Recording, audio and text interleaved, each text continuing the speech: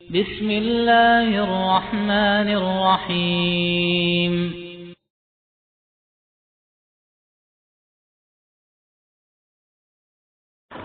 10 salawat yang mengandung syirik dan bid'ah.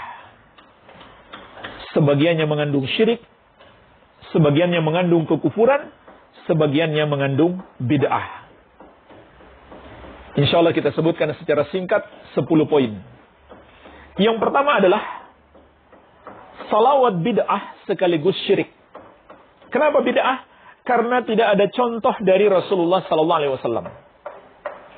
Sekaligus juga lafaznya mengandung syirik. Contohnya salawat nariyah, atau mereka sebut juga salawat tafrijiyah atau salawat kurtubiyah. Bagaimana bunyinya? Allahumma salli salatan kamilah wa sallim salaman taman ala sayyidina Muhammadin alladhi tanhallu bihil uqad wa tanfariju bihil kurab wa tuqda bihil hawaij wa tunalu bihil raghaib wa husnul khawatim, dan seterusnya. Artinya, ya Allah, limpahkanlah salawat yang sempurna dan curahkanlah salam yang penuh kepada Nabi kita Muhammad sallallahu alaihi wasallam, yang dengan beliau semua kesulitan dapat terpecahkan, semua kesusahan dapat dilenyapkan, semua keperluan atau kebutuhan dapat terpenuhi, dan semua yang diinginkan dapat digapai, dan husnul khatimah dapat diraih. Ini namanya salawat nariyah. Maka jemaah sekalian, pertama, salawat ini bid'ah karena tidak dicontohkan oleh Rasulullah SAW. Yang kedua, kalau diyakini beliaulah yang dapat menolong semua kebutuhan kita, menghilangkan semua kesusahan kita, maka tidak diragukan lagi ini adalah syirik. Dan secara lafaz, menurut bahasa Arab, bisa bermakna demikian. Bisa bermakna demikian lafaz yang ada dalam salawat nariyah. Padahal Allah menegaskan, amma yujibul muttarra idza da'ahu wa yakshifus su'a. Siapakah yang dapat mengabulkan doa orang yang kesusahan tatkala dia berdoa kepadanya? Tentu tidak ada selain Allah. Dan siapakah yang dapat menghilangkan keburukan? Tentu tidak ada selain Allah Subhanahu wa ta'ala. Ya. Jadi ini adalah bid'ah dan bisa bermakna syirik kalau diyakini bahwa Muhammad sallallahu alaihi wasallam menghilangkan segala kesusahan dan mengabulkan segala kebutuhan hamba. Ya. Contoh lain jemaah sekalian, salawat burdah. Syair yang mereka anggap juga salawat. Ini parah sekali kesyirikannya. Al-Busiri, penulis syair burdah, sekaligus mereka sebut salawat burdah, berkata, ya akramal khalqi maliman aludhu bihi siwak inda hudusil hadithil amim. Wahai makhluk yang paling mulia, Muhammad sallallahu alaihi wasallam, tidak ada tempat aku berlindung kecuali kepadamu ketika aku ditimpa musibah. Subhanallah. Ini lebih parah sebenarnya daripada sekedar menyamakan Allah dengan Nabi Muhammad SAW. Ini Allah pun sudah nggak dipakai sama dia. Karena dia katakan, wahai makhluk yang paling mulia, tidak ada tempat aku berlindung kecuali kepadamu. Bukan lagi kepada Allah. Kalau dia mengatakan, tidak ada tempat aku berlindung kecuali kepadamu dan kepada Allah, itu syirik. Sekarang Allah malah sudah nggak dipakai. Kemudian dia juga mengatakan, wa inna min judika dunya wa darrataha wa min ulumika ilmul lauhi wal qalam. Dan sesungguhnya di antara anugerahmu dunia dan akhiratnya, dan di antara ilmu yang engkau miliki, ilmu tentang al-lauhul mahfuz dan catatan takdir. Subhanallah. Dia katakan Nabi SAW yang menganugerahkan dunia dan akhirat kepada para hamba. Padahal Allah menegaskan, wa inna lana lal akhirata wal ula. Sesungguhnya milik kamilah akhirat dan dunia. Surat Al-Lail ayat ke-13. Lalu dia mensifatkan Nabi SAW mengetahui perkara gaib, mengetahui catatan takdir yang ada di Allahul Mahfuz Padahal Allah menegaskan di surat An-Naml ayat ke-65, "Qul la ya'lamu man fis samawati wal ardil ghaiba illallah." Katakanlah, tidak ada yang mengetahui perkara gaib satupun makhluk di langit maupun di bumi kecuali Allah. Dan jemaah sekalian, di salawat burdah ini juga ada pensifatan kepada Nabi sallallahu alaihi wasallam yang tidak tepat. Salawat burdah itu awalnya adalah Maulaya salli wa sallim daiman abada ala habibika khairil khalqi kullihim. Ini seringkali mereka buat nyanyian-nyanyian. Artinya apa? Ya Allah, curahkanlah salawat dan salam terus-menerus selama-lamanya kepada habibika, habibmu, kecintaanmu, sebaik-baik makhluk seluruhnya. Kalimat habibika, Muhammad sallallahu alaihi wasallam adalah habibmu ya Allah. Maka jemaah sekalian, para ulama menjelaskan, ini kurang tepat untuk disifatkan kepada Nabi sallallahu alaihi wasallam. Kenapa? Karena pensifatan kepada beliau lebih tinggi daripada habib, yaitu khalil. Khalil itu tingkat kecintaannya lebih tinggi daripada habib. Dan sifat Nabi sallallahu alaihi wasallam yang disifatkan Allah bukan habib tapi khalil. Di antaranya di dalam hadis yang diriwayatkan Imam Muslim dari sahabat yang mulia Jundab bin Abdullah radhiyallahu taala anhu, Nabi sallallahu alaihi wasallam mengatakan, "Fa inna Allah ta'ala qad ittakhadhani khalilah kama ittakhadha Ibrahim khalilah." Karena sesungguhnya Allah telah menjadikan aku sebagai khalil sebagaimana Allah menjadikan Ibrahim sebagai khalil. Jadi dari seluruh para hamba, hanya 2 hamba yang tingkatannya sampai khalil, yaitu Nabi Muhammad sallallahu alaihi wasallam dan Nabi Ibrahim alaihi salam. Ini 2 nabi ini yang paling tinggi tingkatannya, bukan habib tapi khalil.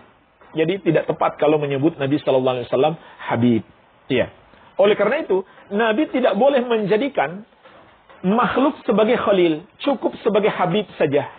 Sebagaimana dalam lanjutan hadis, "Walau kuntu muttakhidan min ummati khalila, lattakhadtu Abu Bakrin khalilah." Andaikan boleh aku jadikan dari umatku seorang khalil, maka orangnya adalah Abu Bakar. Orangnya adalah Abu Bakar As-Siddiq radhiyallahu anhu, tapi tidak boleh. Jadi khalil itu kecintaan yang tertinggi, maka kita sebagai hamba yang paling kita cintai hanya boleh Allah subhanahu wa ta'ala. Baik. Ini jemaah sekalian yang pertama. Yang kedua, salawat yang bid'ah sekaligus mengandung kekufuran dan berdusta atas nama Rasulullah sallallahu alaihi wasallam. Contohnya apa? Sangat banyak. Di antaranya salawat Fatih yang dibuat-buat oleh At-Tijani, lalu dinisbatkan kepadanya tarekat Tijaniyah, salah satu golongan sufi ekstrim. Salawat yang mengandung kekufuran. Di mana mengandung kekufuran? Yaitu ketika At-Tijani yang membuat salawat itu menjelaskan keutamaannya. Apa dia bilang? 1 kali membacanya menyamai membaca Al-Quran 6 kali. Bayangkan jemaah sekalian. Kata At-Tijani, pendiri tarekat Tijaniyah, Sufia ekstrim, 1 kali membaca salawat Al-Fatih senilai membaca Al-Quran 30 juz 6 kali. Ini kufur. Menyamakan ucapan makhluk dan ucapan Allah subhanahu wa ta'ala. Ini adalah kekufuran. Bahkan bukan hanya menyamakan, dia menganggap ucapan makhluk lebih baik daripada ucapan Allah azza wa jalla. Dan ini dia sandarkan kepada Nabi sallallahu alaihi wasallam secara dusta. Dia berdusta atas nama Nabi sallallahu alaihi wasallam. Tidak ada hadis sama sekali. Dia mengklaim menerima melalui riwayat atau jalur khusus kepada Nabi Muhammad sallallahu alaihi wasallam. Dia berkata, kemudian beliau sallallahu alaihi wasallam mengabarkan kepadaku untuk kedua kalinya bahwa 1 kali membacanya menyamai setiap tasbih yang terdapat di alam ini dari setiap zikir, dari setiap doa yang kecil maupun besar, dan dari Al-Quran 6.000 kali. Na'udzubillah. Salawat Fatih dia katakan Nabi Muhammad SAW mengabarkan kepadaku pada akhirnya menjadi lebih afdal dari Al-Quran sebanyak 6.000 kali. Ini kan khayalan dan kedustaan atas nama Nabi Muhammad SAW. Dan kekufuran. Bagaimana bisa ucapan kita bersalawat kepada Nabi SAW lebih baik daripada Al-Quran kalamullahi azza wa jalla. Ini jelas kekufuran. Dan kedustaan atas nama Nabi Muhammad SAW. Karena dia klaim itu hadis Nabi SAW. Padahal tidak ada satupun sanad yang sahih. Bahkan yang dhaif sekalipun tidak ada. Iya. Dan Nabi SAW telah mengingatkan kita. Man kadzaba alayya muta'ammidan falyatabawwa maq'adahu minan nar. Barang siapa berdusta atas namaku dengan sengaja, siapkan tempat duduknya di neraka. Kemudian yang ketiga, salawat yang mengandung tawassul yang bid'ah. Salawat yang mengandung tawassul yang bid'ah. Contohnya gimana? Salawat Badar. Salatullah salamullah ala toha rasulillah. Salatullah salamullah ala Yasin habibillah. Perhatikan jemaah sekalian. Toha dan Yasin mereka anggap juga nama Nabi Muhammad SAW. Padahal tidak ada dalil sahih. Tidak ada dalil sahih yang kami ketahui tentang Toha dan Yasin sebagai nama bagi Nabi Muhammad SAW. Juga di sini sama dengan salawat Burdah tadi. Mensifatkan Nabi SAW dengan Habib. Habibullah. Ini tidak tepat. Harusnya Khalilullah. Kemudian lanjutannya. Tawassalna bismillah. Wabil hadi rasulillah. Perhatikan ini dua kalimat. Yang pertama betul. Yang kedua bid'ah. Tawassalna bismillah. Kami bertawassul dengan menyebut nama Allah. Ini betul. Yang kedua. Wabil hadi rasulillah. Kami bertawassul dengan al-hadi yaitu Muhammad Rasulillahi sallallahu alaihi wasallam. Ini adalah tawassul yang bid'ah, tidak diajarkan oleh Nabi sallallahu alaihi wasallam. Bahkan wa kulli mujahidin lillah bi ahlil badri ya Allah. Kita bertawassul juga dengan setiap mujahid di jalan Allah yaitu ahlil badar. Para sahabat peserta perang Badar. Jadi dia bertawassul dengan Nabi sallallahu alaihi wasallam dan para sahabat. Ini tawassul yang bid'ah, tidak ada contohnya dari Nabi sallallahu alaihi wa ala alihi wasallam. Iya. Begitu pula dalam salawat burdah tadi ada lafaz di dalamnya. Ya, salawat burdah itu panjang. Nah, di antara lafaznya adalah Ya Rabbi bil Mustafa balligh maqasidana. Wahai Rabb dengan Al-Mustafa, yaitu dengan Nabi sallallahu alaihi wasallam, sampaikan kami kepada maksud-maksud kami. Jadi bertawassul dengan Al-Mustafa Nabi sallallahu alaihi wa ala alihi wasallam. Ini pertama salawat yang bid'ah, tidak ada contoh dari Nabi sallallahu alaihi wasallam. Yang kedua juga tawassul yang bid'ah karena tidak ada contoh dari Nabi sallallahu alaihi wasallam dan beliau mengingatkan man amila amalan laisa alaihi amruna fa huwa raddun. Siapa yang melakukan satu amalan tidak ada padanya petunjuk dari kami, amalan tersebut tertolak. Kemudian yang keempat, termasuk bid'ah dalam salawat adalah menentukan jumlah khusus yang tidak ditentukan oleh Nabi sallallahu alaihi wasallam. Betul kita dianjurkan memperbanyak salawat, tapi jangan kita batasi jumlah khusus.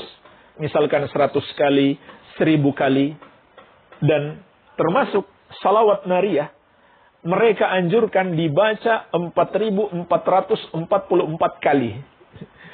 Jadi menghitungnya saja saya rasa susah sekali.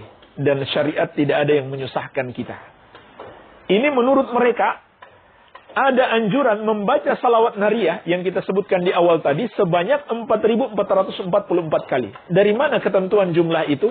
Mereka buat-buat sendiri.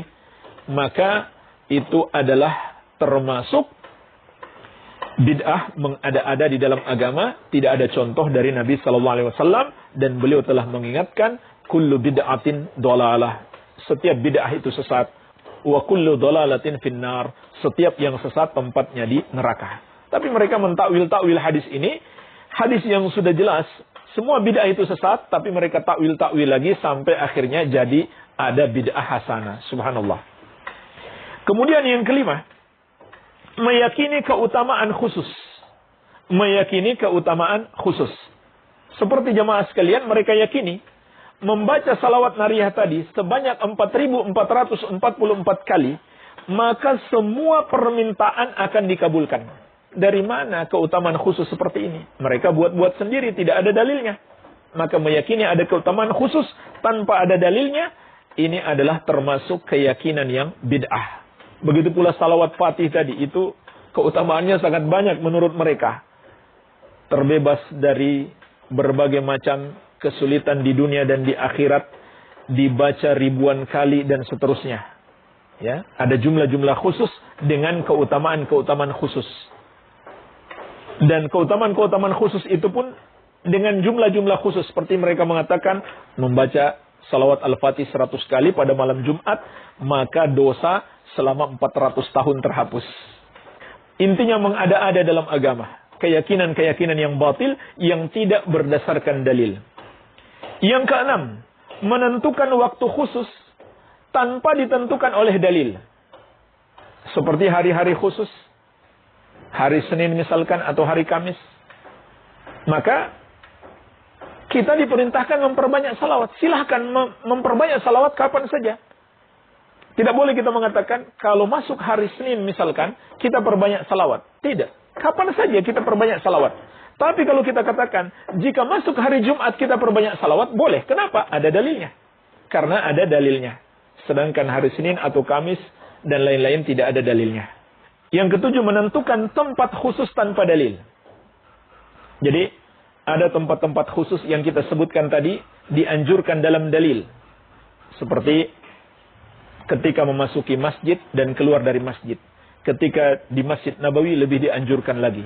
Kalau kita menentukan ada tempat khusus, jika kita sampai di situ, hendaklah kita perbanyak salawat, padahal tidak ada dalil yang menjelaskan, maka itu adalah termasuk bid'ah. Iya, termasuk menentukan keadaan-keadaan khusus, menganjurkan salawat padanya yang tidak dianjurkan di dalam syariat. Atau menambah-nambah lafaz yang tidak dianjurkan dalam syariat. Seperti ketika azan, menambah kumandang salawat. Maka ini termasuk bid'ah. Salawat itu bagus, disyariatkan. Tapi ketika azan, jangan kita tambah kumandang salawat. Bersalawat setelah azan itu disyariatkan. Tetapi menambah kumandang azan dengan salawat, itu adalah termasuk bid'ah. Ya. Oleh karena itu jemaah sekalian, para sahabat melarang apa yang sudah ditentukan lafaznya dari Nabi SAW, lalu kita tambah-tambahi lagi. Disebutkan dalam riwayat At-Tirmidzi dari Nafi, tabi'in yang mulia, murid Ibnu Umar radhiyallahu anhuma, beliau menceritakan, anna rajulan atasa ila jambi Ibnu Umar, bahwasanya ada seseorang yang bersin di dekat Ibnu Umar radhiyallahu anhuma. Faqal, lalu orang itu mengatakan, alhamdulillah wassalamu ala rasulillah. Dia bersin lalu dia ucapkan alhamdulillah dan salam kepada Rasulullah sallallahu alaihi wasallam. Qala Ibnu Umar, maka Ibnu Umar radhiyallahu anhuma, sahabat murid Rasulullah sallallahu alaihi wasallam, beliau pun berkata, wa ana aqul alhamdulillah wassalamu ala rasulillah. Wa laysa hakadha allamana Rasulullah sallallahu alaihi wasallam. Allamana an naqul alhamdulillah ala kulli hal. Kata beliau, aku pun mengatakan alhamdulillah wassalatu wassalamu ala rasulillah. Tapi ketika bersin, Nabi SAW tidak mengajarkan kepada kita untuk mengucapkan alhamdulillah wassalamu ala rasulillah. Tapi cukup alhamdulillah saja. Dan beliau juga menganjurkan kita mengucapkan alhamdulillah ala kulli hal dalam setiap keadaan. Jadi jemaah sekalian, perhatikan di sini. Mungkin kita mengatakan, apa buruknya setelah bersin kita ucapkan alhamdulillah, lalu kita tambahkan salawat. Ternyata sahabat Ibnu Umar radhiyallahu anhu melarang. Dengan alasan apa? Nabi SAW nggak mengajarkan seperti itu. Yang beliau ajarkan hanyalah mengucapkan alhamdulillah saja. Jika lafaz-lafaz itu sudah ditetapkan dalam syariat dan tidak ada padanya salawat, jangan kita tambahkan salawat. Kemudian yang ke-8, bersalawat sambil bernyanyi-nyanyi. Ini termasuk bid'ah, mengada-ada dalam agama, tidak ada contoh dari Rasulullah SAW, tidak pula dari para sahabat radhiyallahu taala anhum ajmain. Kemudian yang ke-9, salawat diiringi musik. Ini lebih parah lagi. Menyanyi diiringi musik lagi, bahkan tidak jarang sambil berjoget-joget. Na'udzubillah. Ini bisa jadi jemaah sekalian termasuk penghinaan kepada syariat Islam, kepada ibadah salawat, kepada Nabi SAW. Kenapa? Karena musik itu sendiri adalah maksiat. Bagaimana mungkin seseorang beribadah kepada Allah sambil berbuat maksiat? Musik itu maksiat berdasarkan kesepakatan ulama 4 mazhab, berdasarkan hadis-hadis yang sahih.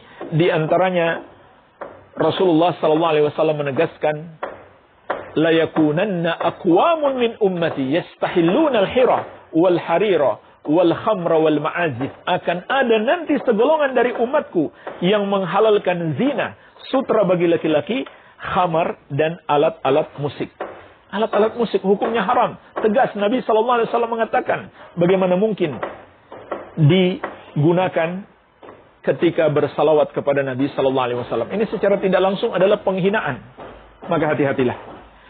Kemudian yang ke-10, bersalawat dengan suara keras atau sambil berjamaah, mengucapkannya secara berjamaah.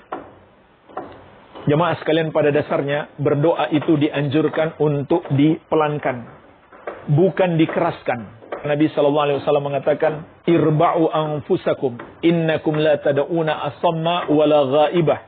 Sayangi diri kalian. Sesungguhnya kalian tidak sedang berdoa kepada yang tuli lagi gaib, yang tidak ada, yang jauh.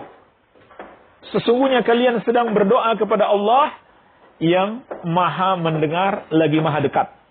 Jadi kenapa harus dikeras-keraskan bacaannya? Maka ini menyelisihi petunjuk Nabi SAW itu sendiri. Pada dasarnya berdoa termasuk bersalawat itu dianjurkan tidak dikeraskan. Begitu pula dilakukan secara berjamaah. Dilakukan secara berjamaah. Seperti ada yang memimpin, lalu diikuti oleh jamaah dengan satu suara, seperti qor begitu. Maka ini termasuk cara yang bid'ah, tidak ada contoh dari Rasulullah sallallahu alaihi wa ala alihi wasallam. Walhamdulillah, mungkin ini yang bisa kita bahas.